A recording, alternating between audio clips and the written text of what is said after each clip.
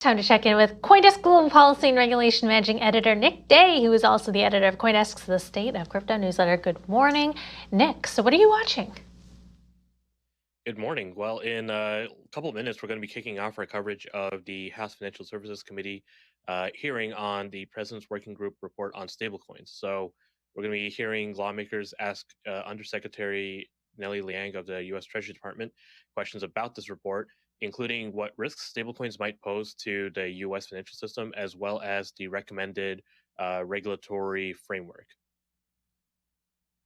Nick, the other thing that happened, of course, is XRP popped on some developments in the SEC case against Ripple. What's that about? Yeah, so it looks like the judge in the SEC case against Ripple, which, for those of you who have not seen this part of the show before, the SEC sued Ripple at the end of 2020, and the case has been in this kind of administrative back and forth over the past year. Right now, it looks like we're still kind of in that process. The different attorneys for each party are trying to, define the scope of discovery, so the material that is provided to both the plaintiffs and the defendants. And a judge ruled recently, in the past week, that some documents can remain sealed at the defendant's request, but other documents should not be. And one of these documents seems to be legal opinion secured by Ripple ahead of it selling XRP way back in the day.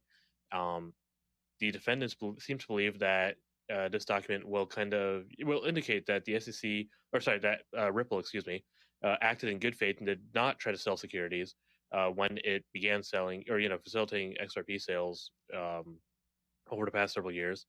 Uh, Although I will admit, this is a pretty interesting argument to me because we've seen this kind of before with the Simple Agreement for Future Tokens framework that, back in 2017, SAFs were meant to try and sell tokens without incurring the SEC's wrath, and the SEC wasn't really impressed. So I'm curious to see whether or not this argument holds up.